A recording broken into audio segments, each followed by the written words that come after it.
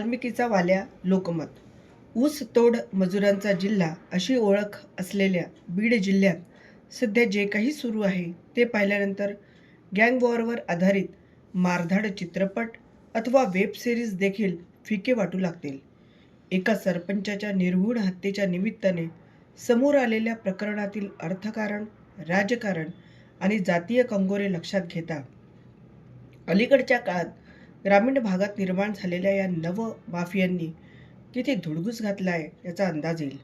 अवैध वाळू, गुटखा, दारू आणि आता पवन ऊर्जा प्रकल्पांसाठी लागणाऱ्या जमिनीच्या सौदेबाजीतून नवे गँगवॉर सुरू झाले आहेत.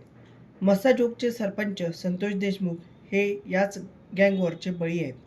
देशमुख यांची हत्या एक भयावह घटना तर आहेच, शिवाय ग्रामीण भागातील विकासाच्या मार्गातील गुंडाचा हस्तक्षेप आणि त्याला मिळणारा राजकीय वरदहस्त तितकाच चिंताजनक आहे. राष्ट्रीय अथवा राज्य महामार्गाची घोषणा होताच त्या परिसरातील शेतकऱ्यांच्या सुपीक जमिनी मातीमोल किमतीत बळकावून कोट्यवधी रुपयांची माया कोणी कोणी कमवली याची चौकशी केली तर अनेकांचा भांडाफोड होईल.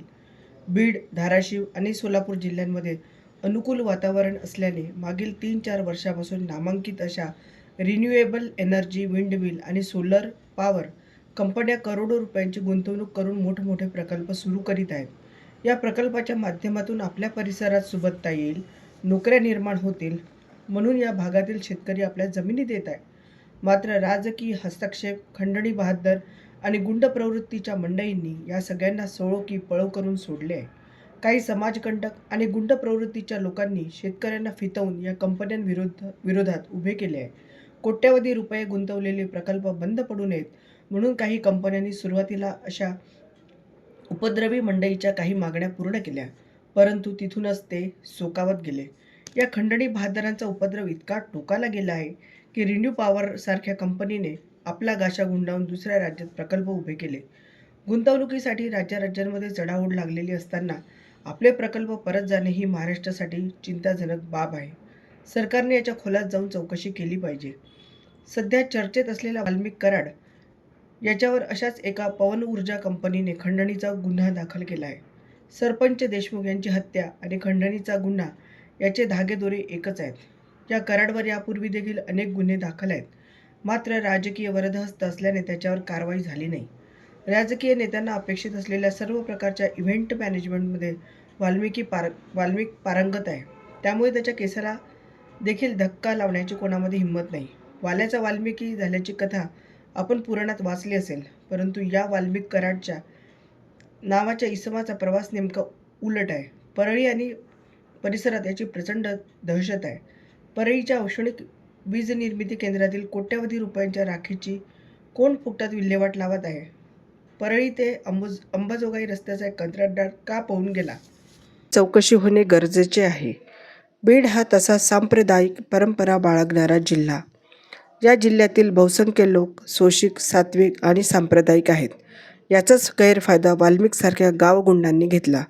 आजवर स्वातंत्र्य सेनानी बाबासाहेब परांजपे, क्रांतिसिंह नाना पाटील यांच्यासारख्या विविध पक्षांच्या विचारधारेच्या आणि जातीच्या नेत्यांनी या जिल्ह्याचे नेतृत्व केले. मात्र अलीकडच्या काळात इथले राजकारण जातीय वळणावर गेल्याने त्याचे दुष्परिणाम अगदी गाव पातळीवर देखील जाणवू लागले. एकीकडे गावगुंड, खंडणीखोर, समाजकंटकाचा उपद्रव आणि दुसरीकडे जातीय वादातून उसवली गेलेली गावकीची भीड, अशा दुष्टचक्रात हा जिल्हा सापडला आहे. लग्नाळू तरुणांना जोडीदार मिळणे मुश्किल झाले आहेत. सरपंच देशमुख यांच्या हत्या प्रकरणाची पाळेमुळे खणून यातील दोषींना कडक शिक्षा झाली तर इथले समाजजीवन पूर्वपदावर होईल, अन्यथा आणखी किती जणांचे बळी जातील याचा नेम नाही. या जिल्ह्यात दुसरा वाल्मिक कराड तयार होणार नाही याची जबाबदारी स्थानिक राजकारणी आणि पर्यायाने सरकारने घ्यायची आहे. ग्रामीण भागात येऊ घातलेल्या प्रकल्पांना संरक्षण देण्याची देखील काळजी घ्यावी लागेल, अन्यथा यापुढे कंपनी प्रकल्प आणण्याचे धाडस करणार नाही. वाल्मिकीचा वाल्या लोकमत. धन्यवाद.